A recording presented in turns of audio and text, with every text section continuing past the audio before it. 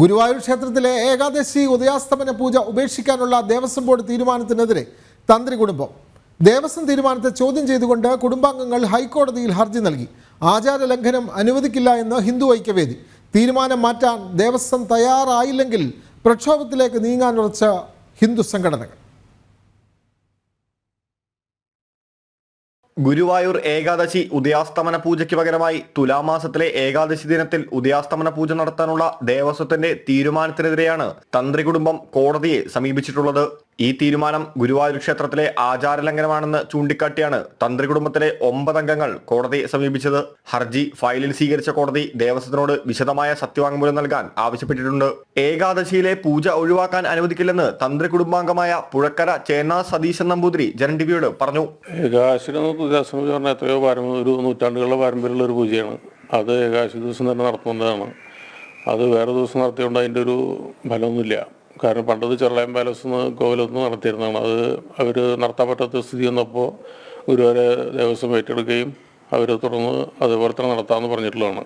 അപ്പോൾ അത് ഒരു തുലാമാസത്തിലെ വെളുത്ത വർഷത്തിലെ ഏകാദശിക്ക് നടത്തി തന്നുകൊണ്ട് ഗുരുവായൂർ ഏകാദശിക്ക് നടത്തിയ പോലെയൊന്നും ആവുന്നില്ല. ആ ദിവസം നടത്തേണ്ട പൂജ അന്ന് തന്നെയാണ് നടത്തേണ്ടത്.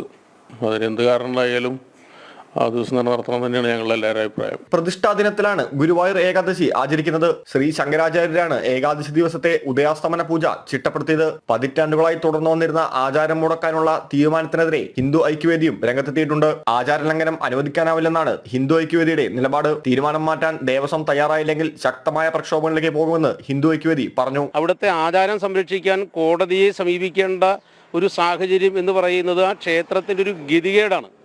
അപ്പോൾ ഈ ഉദയാസ്തമന പൂജ അന്നേ ദിവസം നടത്തില്ല എന്ന് തന്നെയാണ് ഗുരുവായൂർ ദേവസ്വത്തിൻ്റെ തീരുമാനം എന്നുണ്ടെങ്കിൽ ഹിന്ദു സംഘടനകളെ ഏകോപിപ്പിച്ചുകൊണ്ട് ഭക്തജനങ്ങളെ ഏകോപിപ്പിച്ചുകൊണ്ട് ശക്തമായ സമര പരിപാടികളുമായിട്ട് ഹിന്ദു ഐക്യവേദി മുന്നോട്ട് പോകും.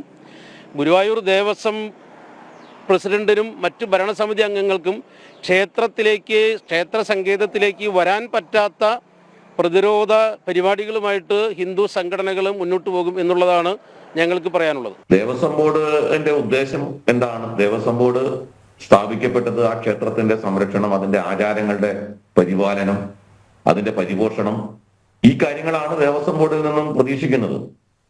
മറിച്ച് ദേവസ്വം ബോർഡ് എന്താ ചെയ്യുന്നത്? അന്നത്തെ ആ കാലങ്ങളായി നടന്നുകൊണ്ടിരിക്കുന്ന ആചാരം ഉദയാസ്തമന പൂജ അവരുടെ സൗകര്യത്തിനനുസരിച്ച് മറ്റൊരു മാസത്തേക്ക് നീട്ടിവെക്കുക എന്ന് പറഞ്ഞാൽ അത് ആ ക്ഷേത്രത്തിന്റെ ആചാരങ്ങളോടും വിശ്വാസങ്ങളോടും ചെയ്യുന്ന കടുത്ത അനീതിയാണ്. എന്തുകൊണ്ടാണ് ഈ ഉദയാസ്തമന പൂജ മറ്റൊരു ദിവസത്തേക്ക് മാറ്റിയത് എന്നുള്ള ചോദ്യത്തിന് ആകെയുള്ള ഉത്തരം തിരക്ക് കാരണം കൊണ്ടാണ് എന്നാണ്. ക്ഷേത്രത്തിലെ ആചാരങ്ങൾ തിരക്ക് കൊണ്ട് മാറ്റിവെക്കാവുന്നതാണോ? ഇതെല്ലാം ആരുടെ താല്പര്യത്തിനനുസരിച്ചിട്ടാണ്, ഏത് നിലപാടാണ് ഇവരെടുക്കുന്നത്, എന്ത് നിലപാടാണ് എടുക്കുന്നത് എന്നുള്ളത് സംശയാസ്പദമാണ്. ക്ഷേത്രങ്ങളെ സംബന്ധിച്ചിടത്തോളം ഇത്തരം തീരുമാനങ്ങളൊക്കെ ക്ഷേത്ര വിശ്വാസികളല്ലാത്ത ഭരണകൂടം ഉണ്ടാകുമ്പോൾ സംഭവിക്കുന്നതാണ്. ദേവസ്വം ബോർഡ് രാഷ്ട്രീയ ലക്ഷ്യത്തിന് വേണ്ടിയുള്ള സ്ഥാപനമല്ല, രാഷ്ട്രീയ താല്പര്യങ്ങൾ നടപ്പാക്കാനുള്ള സ്ഥാപനമല്ല. ഉദയാസ്തമന പൂജ ഒഴിവാക്കിയത് അതിരഹസ്യമായി നടത്തിയ ഒറ്റരാശി പ്രശ്നത്തിലൂടെയാണെന്ന് ഭക്തജനങ്ങളുടെ ആരോപണമുണ്ട്. ജനം, തൃശൂർ.